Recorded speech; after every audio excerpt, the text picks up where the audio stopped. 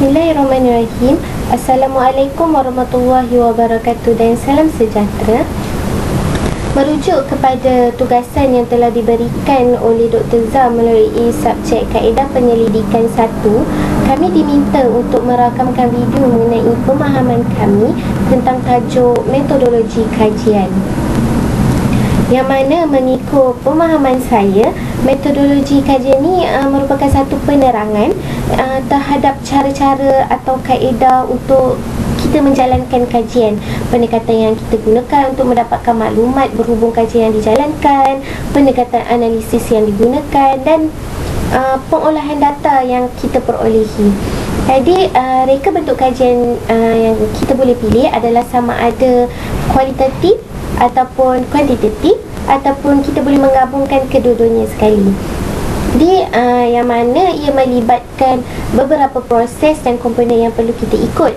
Antaranya adalah pengenalpastian masalah, pengumpulan data awalan, pembangunan kerangka teori, pembangunan persoalan kajian, pembangunan reka bentuk kajian, pengumpulan data dan analisis data.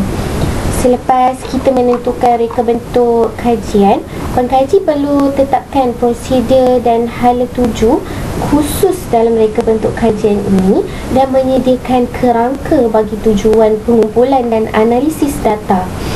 Strategi kajian boleh kita bahagikan kepada 5 seperti reka bentuk eksperimental, reka bentuk tinjauan sosial, reka bentuk longitudinal, reka bentuk kajian case, dan reka bentuk perbandingan. Yang mana bagi kajian case, ia diguna pakai dalam banyak situasi serta menjadi strategi kajian yang biasa digunakan dalam bidang psikologi, sosiologi, sains politik, sains sosial, perniagaan dan perancangan komuniti. Kajian kes ini kita boleh adaptasi dalam semua pasar reka bentuk kajian, pengumpulan data, analisis data dan laporan.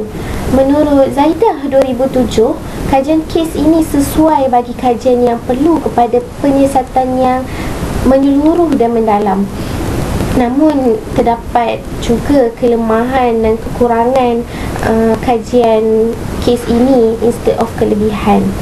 Bagi teknik kajian pula, ia adalah merujuk kepada proses pengumpulan data untuk mencapai tahap kesahan dan kebolehpercayaan yang tinggi, yang mana Robson 2011 ada menyatakan bahawa teknik pemilihan kajian ini adalah berdasarkan kepada jenis maklumat yang hendak kita cari, dari siapa maklumat tersebut kita akan perolehi dan dalam keadaan apa ia dipilih. Dan antara teknik kajian yang popular dalam kalangan pengkaji menurut Braiman 2008, ia adalah seperti pengumpulan dan analisis kandungan dokumen, temu bual, pendekatan berasaskan bahasa seperti analisis perbualan dan perbincangan, analisis wacana, rakaman transkripsi, kumpulan fokus, kajian kes, kerja lapangan etnografi dan pencerapan.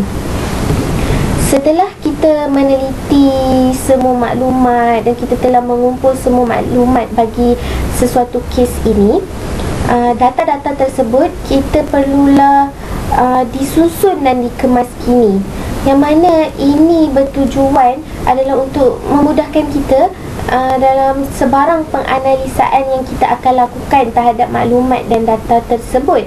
Jika maklumat tersebut dia tidak tersusun dan tak teratur, dia mungkin akan memberikan kemungkinan bahawa keputusan analisis yang kita lakukan ni adalah salah dan mungkin juga tidak tepat.